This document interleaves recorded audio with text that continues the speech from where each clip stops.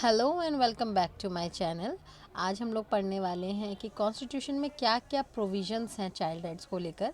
तो चलिए शुरू। बहुत सारे लॉज में कन्वेंशंस में करी गई है, लेकिन आज का जो हमारा टॉपिक है वो स्पेसिफिकली फोकस करेगा कि कॉन्स्टिट्यूशन में कौन कौन से चाइल्ड राइट्स का जिक्र है। हम सिर्फ उसी के बारे में। Citizen with rights not a mere object of charity. हर एक बच्चा एक सिटीजन है जिसके कुछ राइट्स मिले हुए हैं, वो सिर्फ एक चैरिटी का सब्जेक्ट नहीं है। एंड दिस की बात करते हैं तो सिर्फ 3 पार्ट्स में ही उसका जिक्र किया गया है, पार्ट 3, पार्ट 4 और पार्ट 4A में। पार्ट 3 में आपके फंडामेंटल राइट्स की बात करी जाती है, जो कि आर्टिकल 12 से लेकर आर्टिकल 39 के आते हैं। अब ज़रूरी नहीं है कि कुछ स्पेसिफिक आर्टिकल्स हैं जिसमें चाइल्ड राइट्स के बारे में बात करेंगे, वो हम आगे किस आ जाते हैं। Directive principles of state policy, जो कि आर्टिकल 39A से लेकर आर्टिकल 51 तक होते हैं। उसके बाद पार्ट 4A है आपका फंडामेंटल ड्यूटीज़ का, जो जिसमें सिर्फ एक ही आर्टिकल आता है, आर्टिकल 51A। तो जानते हैं सबसे पहले कि फंडामेंटल राइट्स आखिर हैं क्या, जिसमें हम पार्ट 3 फंडामेंटल राइट्स की जो बात कर रहे हैं वो एक बेसिक ह्यूमन राइट्स हैं जो सभी सिटीजन्स को दिए गए हैं बाय आवर कॉन्स्टिट्यूशन, और उसको एनफोर्स किया जाता है बाय कोर्ट। यानी अगर किसी पर्सन के साथ उसके राइट्स का इन्फ्रिंजमेंट होता है, अगर उसके राइट्स को उसके नहीं दिए जाते हैं, तो वो कोर्ट में मूव कर सकता है और कोर्ट उसे उसका राइट प्रोवाइड करवाएगी। अपने स्पेसिफिक रिस्ट्रिक्शंस मतलब कि अगर आपके पास कुछ राइट्स दिए हैं तो इसका ये मतलब नहीं है कि आप अपने राइट्स का गलत उपयोग करें ना। अगर आपके पास राइट टू स्पीच है, इसका ये मतलब नहीं है कि आप किसी को भी कुछ भी उल्टा सीधा वर्ड्स यूज़ कर सकते हैं, ऐसा नहीं है। तो कुछ स्पेसिफिक रिस्ट्रिक्शंस के साथ आपको कुछ राइट्स दिए गए हैं, तो उन्हीं राइट्स के बारे में जो है पार्ट 3 डिस्कस करता है। पार्ट 4 में आते हैं आपके directive principles of state policy, जिसमें गाइडलाइंस दी गई हैं कि अगर गवर्नमेंट कोई भी लॉ फ्रेम करती है तो उन्हें इन गाइडलाइंस को फॉलो करना होता है। ठीक है। अब ये क्या है, कोर्ट द्वारा एनफोर्सेबल नहीं है, ये सिर्फ क्या है कि आपको से एक्सपेक्ट किया जाता है कि जब भी इन लॉज को फ्रेम करें तो आप ये फॉलो करें। ठीक है। तो ये एनफोर्सेबल बाय कोर्ट नहीं होता। बट 4A जिसमें आपके फंडामेंटल ड्यूटीज़ की बात करी जाती है, यानी कि अगर आप फंडामेंटल राइट्स चाह रहे हैं तो आपकी कुछ फंडामेंटल ड्यूटीज़ भी हैं। तो ये एक्चुअली क्या है, मोरल ऑब्लिगेशंस हैं सभी सिटीजन्स के ऊपर, ताकि एक पेट्रोटिज्म की भावना, एक यूनिटी की भावना सब सिटीजन्स में हो, और ये लीगली इन्फोर्सेबल नहीं होता, बट क्या एक मोरली ऑब्लिगेशन है आपके ऊपर कि आपको ऐसा करना चाहिए। सारे राइट्स हैं, ऐसे बहुत सारे आर्टिकल्स हैं जो डील करते हैं स्पेसिफिकली फॉर चिल्ड्रन, यानी कि ये आर्टिकल्स जो ये राइट्स हैं वो स्पेसिफिकली बच्चों के लिए ही है।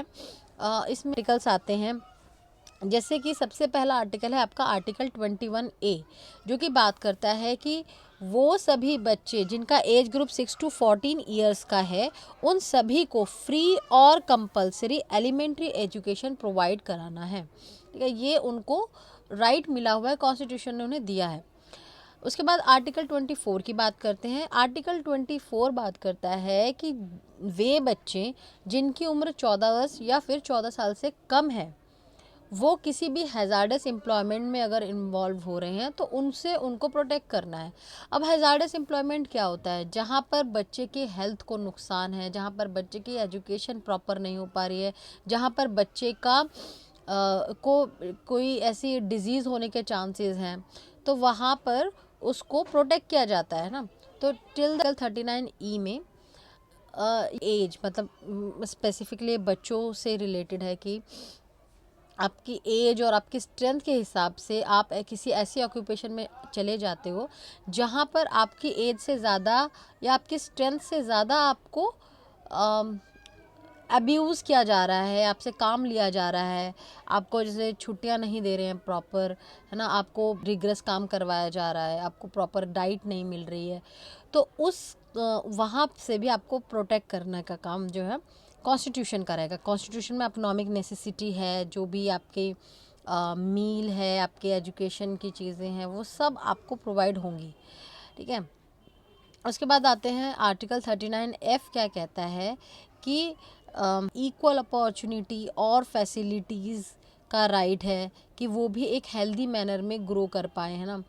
और भी चीज़ जो उनके मोरल के अगेंस्ट है, रियल अबेंडमेंट के बारे में भी बात करता है ये आर्टिकल।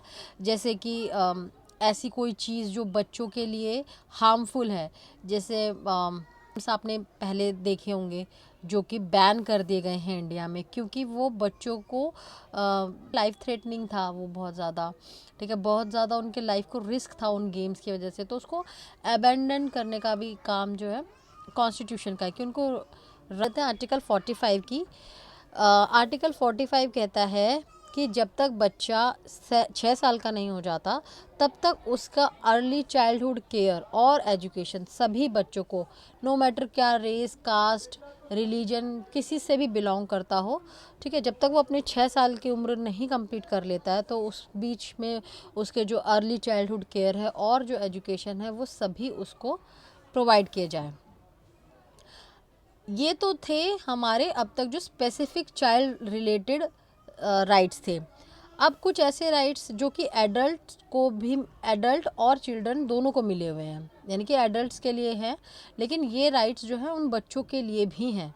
सो इसमें सबसे पहले आता है आर्टिकल 14 जो राइट टू इक्वालिटी की बात करता है, यानी कि आप किसी भी कास्ट, क्रीड, कलर, रिलीजन कहीं से भी बिलोंग करते हो, आपको जो है इक्वालिटी आपको मिलेगी, ठीक है। आप इन कहता है राइट अगेंस्ट डिस्क्रिमिनेशन, किसी भी तरीके का डिस्क्रिमिनेशन आपके अगेंस्ट नहीं होगा, ठीक है।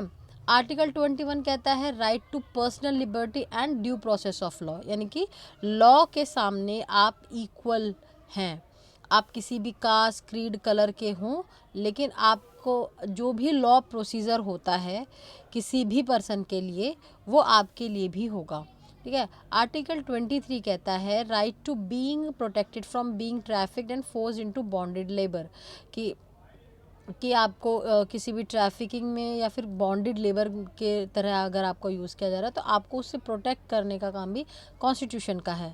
आर्टिकल 29 कहता है कि right of minorities for protection of their interest, कि माइनॉरिटीज़ को के भी जो इंटरेस्ट हैं ना उनको प्रोटेक्ट करने का भी काम कॉन्स्टिट्यूशन का है, कि उनमें भी उनके राइट्स की बात करी गई है। आर्टिकल 46 कहता है right of weaker sections of the people to be protected from social injustice and all forms of exploitation. Article 46 उन वीकर सेक्शंस के राइट्स को प्रोटेक्ट करता है जिनके साथ किसी भी तरह का सोशल इनजस्टिस हो रहा है या फिर किसी भी तरीके का एक्सप्लॉयटेशन हो रहा है तो उनको प्रोटेक्ट करता है। आर्टिकल 47 बात करता है right to nutrition and standard of living and improved public health की।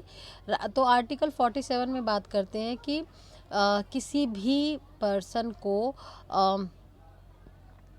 प्रॉपर न्यूट्रिशन और स्टैंडर्ड ऑफ लिविंग जो एक डिफाइंड है कि एटलीस्ट हर पर्सन का इतना तो होना चाहिए, है ना, उसका राइट उसे मेंशन्ड है कि आर्टिकल 47 में उसे उसका राइट दिया जाएगा। सो यहाँ पर जो है हमने कुछ आर्टिकल्स डिस्कस करे जहाँ पर हमने चाइल्ड रिलेटेड स्पेसिफिक राइट्स के बारे में बात करी और हमने बात करी कि ऐसे राइट्स जो कि एडल्ट और चिल्ड्रन दोनों को ही मिले हैं, ठीक है। आई होप मैंने यहाँ पर आपको प्रॉपर समझाया है सारी चीज़ों को। इससे रिलेटेड आपके कोई भी डाउट्स हो तो आप मुझे नीचे कमेंट सेक्शन में बता सकते हैं, मैं पूरी कोशिश करूँगी कि आपको उसका रिप्लाई दूँ। और इसके अलावा आप मेरे टेलीग्राम चैनल से भी जुड़ सकते हैं जिसका लिंक मैं डिस्क्रिप्शन में दे दूँगी। ठीक है, हम अगले लेक्चर में।